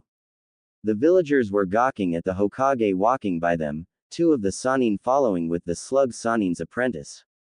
Senju Tsunade's return brought elation to many hearts. Then they saw who or what the toad sage was carrying, shouts that just a minute ago went, "Welcome back, Jiraiya-sama." And, "We missed you, Tsunade-sama." Changed to, "What is that freak doing on Jiraiya-sama's back?" And, "I hope they kill him finally." Jiraiya was trembling in his fury. Tsunade was beyond pissed off. This wasn't only her godchild, but her blood-related kin. This won't stand, Tsunade thought. A middle-aged man who thought himself a champion was brave enough to pick up a loose brick, laying beside the paved road, and threw it at a still sleeping Naruto. Tsunade caught the brick and threw it with enraged strength, back at the man. The villagers were shocked. When the brick hit the man, his head burst like a watermelon filled with exploding tags. The people that stood near the man, and a while ago was cheering at him, were aghast at the sight. Covered in his warm blood and bits of flesh and bone. In the silence, Tsunade said, "Let this be a lesson to anyone who thinks it's okay to hurt my godchild. I'm not here to cater to you filthy bastards. I came back for Naruto. But Lady Tsunade, that's a demon, not an actual human," a woman said shakily. Shocked at what she just heard and witnessed. "Says who? Are any of you demonologists?" Tsunade asked sweetly. "No. Even if the Kyuubi was sealed inside Naruto, which won't make him the first Jinchuriki of the Kyuubi, by the way. None of you are seal masters. So how can you say he's the Kyuubi or possessed by the beast? You can't, you ignorant shits," she screamed. "Now move before the hospital and morgue are filled with your bodies." The shocked villagers opened a path for the group. Too horrified to care about the threat Tsunade just gave them. Were they wrong to hate the boy, all along? A shinobi, wrapped in a black cloak with a mask on his face, stood from the place he'd hid. He had to get this report to his master. Senju Tsunade and Jiraiya of the Sannin were back. And it seems the Kyuubi Jinchuriki got some backers as well. Good work. You may return to the barracks, a voice said. No use in following them, they would find you and then Hiruzen will come after us. Tsunade is too skilled as a censor. Yes, Danzo-sama, the root shinobi said, turning around quickly and leaving the secret underground office of Danzo Shimura. So you're gathering allies, Hiruzen. The last Senju and the only sage, Danzo said to himself. I wonder why you felt to call in Jiraiya. And why you didn't stop that girl from claiming the Jinchuriki as her godson. This will mess with my plans, but a little wrench won't stop it from coming into fruition, he finished. You're telling me that we've been doing things the incorrect way all this time? Kisame growled. Yes, it seems that the data we had was meant to prank anyone who would think of uniting the portions of the Jubi, Pain told Kisame. So we were supposed to add the Biju Chakra in numerical order? Itachi asked. Yes, so it seems, Pain answered. Not by the order of how many times the false god Kami needed the noodles of relativity or whatever, for the holy broth which makes up space is written in the holy scriptures of ramen. Hidan asked. No, Pain answered morosely. What made you realize this? Was it the fact that it said Kami created noodles and broth to make space? Kisame growled. Who the hell would believe that shit anyway? Everyone knows it's called string theory, not noodle theory like it's inscribed in that book. Kami made ramen. Ha. Highly debatable. It's not that unthinkable, is it? Pain asked in a fragile voice no one heard as the room's other inhabitants started to get rowdy. We should burn that heretic book. Hidan shouted through the noise, then he started doing hand seals for a fire jutsu. He was interrupted with a Shinra Tensai, violently hurling Hidan into the granite wall of the room. The room went quiet when Pain called. Bansho Tenon. Calling the book into his hands, where he proceeded to stroke it reverently before throwing a vicious look at the rest of Akatsuki. Meeting over, Pain said, handing over the book to his female aspect so she could flounce off to put the book in a safe place. Pain then also left. In the silence of the room, Kisame felt compelled to ask. Anyone by chance see who the writer of that book was? Under the title of the book was written, The Great and Naruto Otsutsuki, to be used and preserved by all Ma-Bichin Uzumaki babies, sow chaos into the world. Itachi answered him, Otsutsuki. Seems those legend were not my they after all. The three clans are related, he thought. Mental, the whole rotten lot of them. Kakazu said, let's hope every one of them perished in that attack. Itachi, remembering a small blonde boy, with the propensity to sow chaos without really trying, kept his mouth shut. No need to tell them they missed one. Dread filled him then. What would come to pass if an Uzumaki had all three bloodlines or family jutsu? Best not dwell on that. Entering the tower where the Hokage's office was located, they were met by two of the three Elder Council. They were happy to have the two Sannin on Konohan soil once again, but upset about Naruto being with them. It's good to see you again, Tsunade, Jiraiya. Konoha just wasn't the same without your leadership. We've been having problems with chaotic citizens as well, Jiraiya, wanting to throw our way of life into chaos. That thing in your arms is the main threat though. Koharu said, pointing at Naruto. Jiraiya, making as if he was looking for something, asked, what thing are you talking about? Tsunade could be seen reddening in her face, and Shizune was getting visibly upset as well. That boy, for the lack of a better word, that you're holding, Homura snarled out. Isn't a thing at all. Tsunade spat. In fact, the only things I can see are you two fossils. Raging and spitting, Koharu turned to the third Hokage. Hiruzen, aren't you going to reprimand your student? The third kept silent. He was wearing his white cloak and hat of office. An air of confusion could be seen over him. Well, Hiruzen, when will you be acting like the Hokage you're meant to be? Homura asked. Oh, were you talking to me? I was waiting for this Hiruzen to answer, he said. You are Hiruzen, Koharu shouted, then was slammed into the wall behind her, a sword placed at her jugular. No, I am not, the Hokage answered. As you can see, I am wearing my cloak and hat, signifying that I am the Hokage, the leader of this village. When I am in this building, sitting on that chair in my office, I cease to be a friend, brother or father. I am to be called Hokage-sama by my subordinates, or Hokage-dun. When I take off this cloak and leave this building, I am Sarutobi-sama, the head of my clan or Jiji to my grandchildren, Naruto being an adopted one. I am no one's lapdog, I am not to be trifled with. And if you want to continue living on this plane, you'd best remember that. He finished in a snarl. Koharu and Homura were taken back by this new Hiruzen. Not once, since taking the title, has he spoken to them like that. And they have been taking advantage of that. They knew one day he would snap. They knew he was formidable, but they seemed immune. His teammates. Something has changed, and they believed that the demon had something to do with it. Bowing, Homura said, please forgive my fellow elder for her lapse of judgment, Hokage-sama. He remained in the bow. Signaling his Anbu to let Koharu go, he said, let this be the last chance you detain-san. Bowing herself, she also asked forgiveness. It doesn't change the fact that this boy is dangerous, Hokage-sama. Koharu tried again. Of course he is dangerous, he said, bringing a smile on his former teammates' faces. His whole clan were dangerous, even when facing the overwhelming odds of Kiri, Iwa and Kumo shinobi at their doorstep, they didn't back down. What are you talking about, Hiru Hokage-sama? Homura said roughly, but switched to a softer tone when the Anbu got visible again. That boy isn't a true Uzumaki, he was bright blonde hair and blue eyes.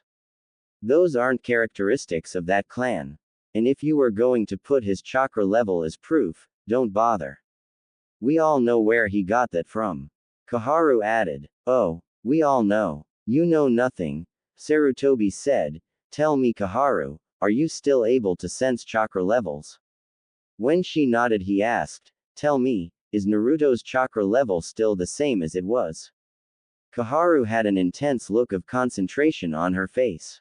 She started paling after a minute, for some reason. Sweat rolling down her face. Her hands shaking uncontrollably. Homura, growing concerned, led her to a chair inside Hokage's office, the rest following them inside. What is happening to her? He asked. She's beginning to realize how wrong this village was, Hiruzen said. What do you mean? He's only a Jinchuriki. Homura growled, not caring anymore. No, he was an innocent boy. Starved and abused by those he was protecting, the Hokage said. Was? What do you mean, was? What changed? Homura asked. That last beating he received left him open. Someone, an Uchiha claiming to Madara, came into the hospital room he was laying in and pulled the Kyuubi out, the Hokage confessed. What nonsense are you spewing? The host dies when the biju is extracted. Homura growled. Unless you are an Uzumaki, Tsunade answered him. Kaharu by this time was getting out of her shock. It's true, it's all true. She said. What have we done? She said with a sob. What do you mean? What's true, Kaharu? Homura was getting upset at seeing his friend like this. There's only specks of red chakra, Homura. Not the ocean of demon chakra I told about. All that's there is the dark dense blue that all Uzumaki have in a lighter but just as dense blue, but they're merging. No biju chakra means no biju. She cried out. So, that lighter chakra could be the biju chakra. They could be tricking you. The only clans that have chakra as dense as you're saying are that Senju and Uzumaki. He may be related to the Uzumaki, but that doesn't mean he has Senju blood as well. Homura denied. Unless he is a true Senju as well, Tsunade said, glaring at Homura and Kaharu. How? That can't be possible. Your aunt died without issue. And you are the only Senju left from your father's side. Nawaki had no offspring, his balls had barely dropped. Homura said, and Sensei was too honorable to have children out of wedlock. You say that as if you knew Sensei's whole life. Hiruzen said with a smirk. Sensei did have a secret child. She's the reason he created Kage Bunshin, so he could spend all his time with her. Naruto is the great-grandson of Tobirama Senju through his father. And what was his father's name? Homura asked. Nanaya, Naruto said, finally waking up from his healing sleep. What kind of name is that? Senju Nanaya.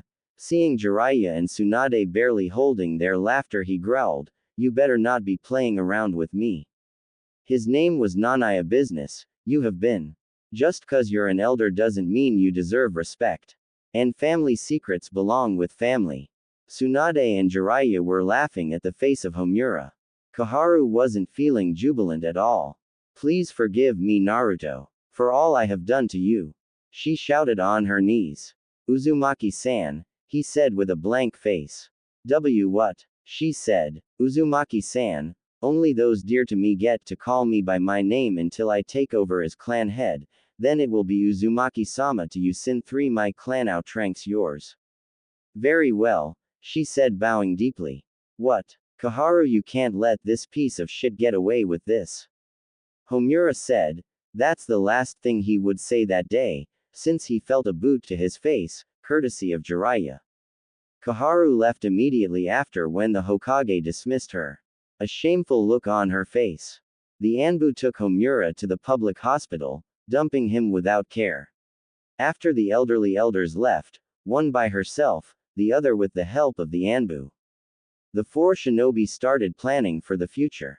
They weren't going to let Naruto suffer anymore. For that to happen, Naruto would have to shed his, hypothetical, skin. No more pranks, no more acting like an idiot. Naruto reminded them that the fault doesn't only belong to him, but the teachers sabotaged him as well. The Hokage was mad at hearing this, so he called in Iruka, Naruto's class teacher, and the Jonin in charge was called in as well. Immediately after entering, they went to their knees. Hokage-sama, is there a reason you called myself and my teacher in? The JIC asked, nearly ordered for the Hokage to give a reason. Anbu. The Hokage called. Immediately responding, the Anbu bound the JIC. I called, because I have been getting troubling news. The professor started explaining what he heard. Uruka at hearing this grew quiet. Is this why he was doing so poorly? All the sabotage must have put him off truly trying, he thought. Lord Hokage, I admit we've been favoring the clan heirs a bit, but the rest of the students get the same education. Only that boy gets subpar education or simply gets kicked out. We can't have the beast getting any more powerful. The JIC said, gritting his teeth. Uruka was appalled by the blatant disregard to Naruto's humanity. Sure, at first he also thought the boy was the Kyuubi in human skin, but after seeing the seal and learning about it from the Hokage he realized how wrong they were. This is not for you to decide, Jonin. Jiraiya said. With all due respect, Jiraiya-sama, but the academy is mine, and I run it as I see fit. The JIC shouted. No, Jonin, the academy is mine, and you are just in charge of running it. You are mine as well, my subordinate, and should you oppose me, and this village's ideals like this again, your life is forfeit. The Hokage said coldly. The Jonin in charge thought he would be dealing with a frail old man like the elders of the council said. Boy, was he wrong. Trying again, he asked, Sir, why do you think he is more important than the clan heirs? The boy is a nobody after all. Jiraiya was very upset by now and said, This is my godson, and the godson of Tsunade. Besides that, he is the Uzumaki clan heir and the Senju clan heir. That red swirl you wear so proudly on your Jonin vest is the Uzumaki clan symbol, colored red to symbolize the sacrifice to us they made and are admitting that we failed them. He growled out. Tsunade's grandmother, the Shidaim's wife, was an Uzumaki. They are the oldest clan, older than that Uchihas you cater to. He can't be Jiraiya-sama. He's just the Kyuubi given flesh, the JIC whimpered out. Yanking Naruto's top up he shouted, Guess again. No seal, and the Kyuubi isn't attacking. What does this tell you? Miserable and humbled the Jonin answered, he was never the Kyuubi. Damn right. Jiraiya said. Starting tomorrow you favor no one. If I hear Naruto's education is suffering because of you, I will execute you myself. Understood. The Hokage ordered. Yes, Hokage-sama. Uruka and the JIC shouted. Dismissed. The Hokage said. When the academy teachers left, Hiruzen turned to Naruto and said, Show them how wrong they were, my boy. Go and get some sleep. You have a long day tomorrow. Naruto left with Shizune to fetch what little clothes he had left, that wasn't burned by the villagers by now. Tsunade and Jiraiya were asked to stay a while. The Hokage had something to discuss with them. He ordered his Anbu to keep Shizune and Naruto protected. Tsunade, the Hokage answered, I want you to take over as Hokage. I am aged, and probably don't have much time left in this world. Sir, I don't want to be Hokage to this despicable village, she said, very upset. It won't be for long, dear. And it won't be now. For now I want you to concentrate on getting the medics in order and taught better. Start with a full exam for Homura to see what they do wrong, he said with a grin. Fine, sensei. Tsunade sighed. Jiraiya, get the wall guards in shape. Test how attentive they are and test the seals protecting the wall.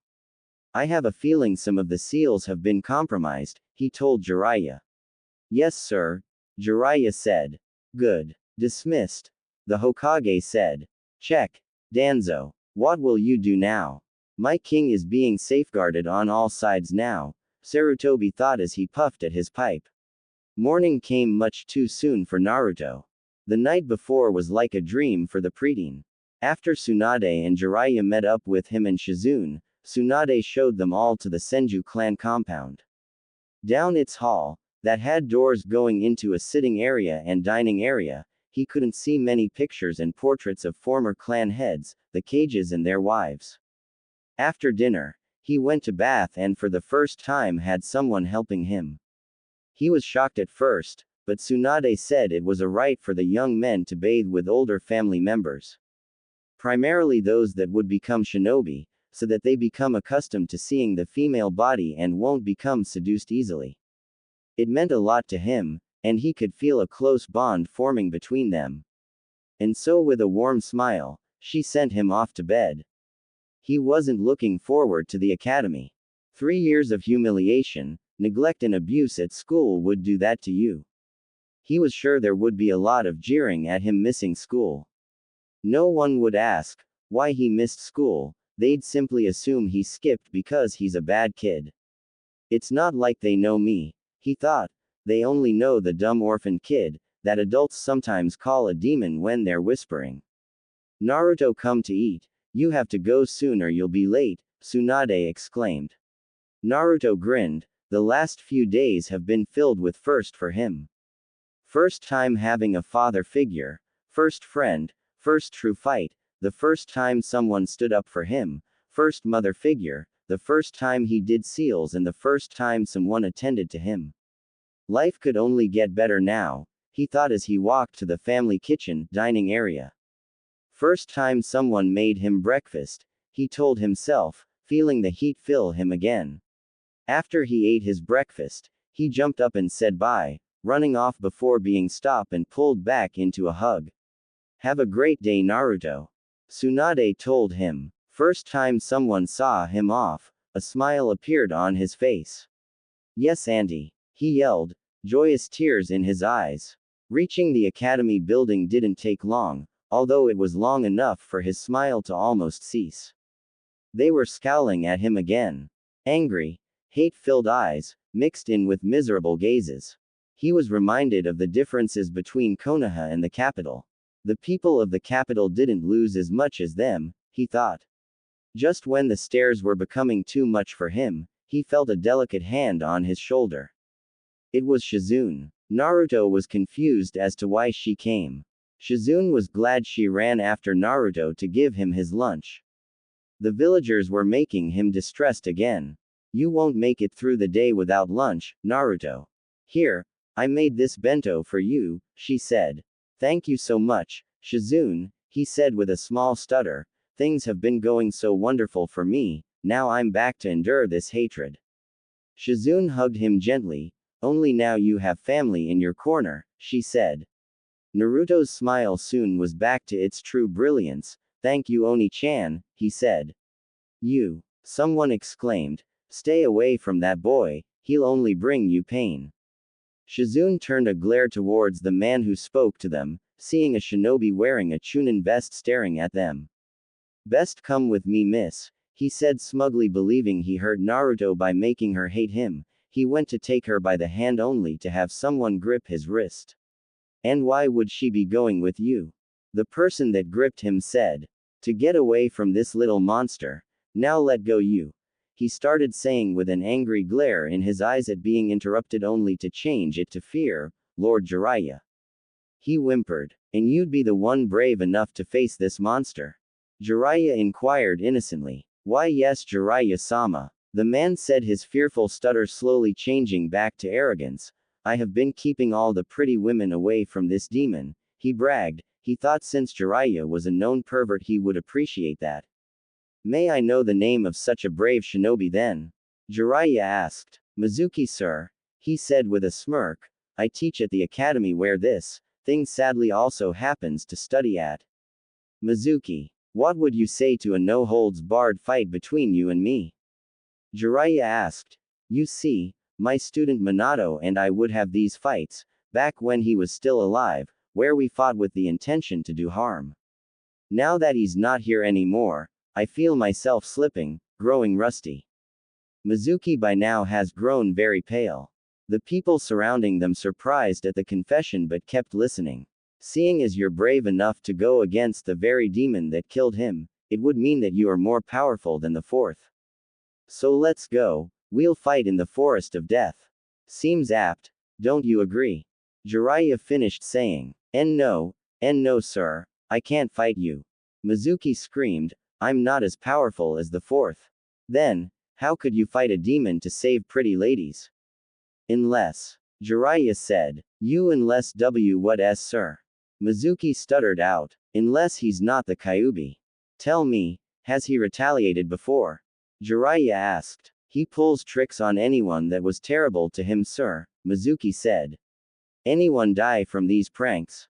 Jiraiya asked. No sir. Never, Mizuki answered. Does that seem like something a demon would do? Jiraiya asked. He's just waiting for the right time, sir. Mizuki shouted. Waiting for almost 12 years. If I was a demon, powerful enough to knock down mountains with my tail, why would I wait to destroy the village that abuses me? The only one that challenged me is dead. Jiraiya asked. This made the villagers step back and really look at the situation. All these years of abuse and all the boy they thought of as a demon does is paint a store or set off stink bombs. This isn't what demons would do, is it? Granted that kitsune are pranksters, but not when their lives were threatened. I think you know that he isn't a monster. You just get your rocks off by threatening orphan boys. Well, those days are over. Jiraiya snarled at everyone listening and made a sign. 2 ambush showed up and bound the academy teacher's wrists. Chunin Mizuki, come with us. They said, then left with a shunshin. Jiraiya turned to Naruto and smiled. He pulled him into a hug which Naruto returned. Have a great day, kiddo. He said, and show them what the Uzumaki clan does when challenged. Sow chaos into the world. Believe it. Naruto returned with a demented grin then ran off with his lunch. Almost feel sorry for his teacher Shizune, Jiraiya said after he realized he basically gave Naruto the green light. Yes, me too sir. Well, best we inform the Yamanaka about the possible influx of patients, Shizune said with a sigh. They have it coming though. Yes. Boo-hoo for them, Jiraiya smirked. Let's go back to the compound and inform Tsunade. When Naruto entered his usual classroom, his classmates immediately stopped their chatter. Naruto wasn't dressed in his usual clothes. He was wearing a black shirt with a white swirl, dark blue pants and sandals. No goggles on his forehead. A totally different sight from what they're used to. They thought it was a new student at first but were shocked to see it was Naruto. Thereupon the shock left them and they started jeering. New clothes. No matter how you dress him, a loser stays a loser, one yelled. I wonder where they found the freak, another asked. Konoha called and wanted their idiot back, a student with pink hair shouted. That one was really funny Sakura, Ino said. Almost the whole classroom started laughing at him while he kept quiet and scrutinized them. He slowly scanned the room to see who were in on this and who could become his comrades.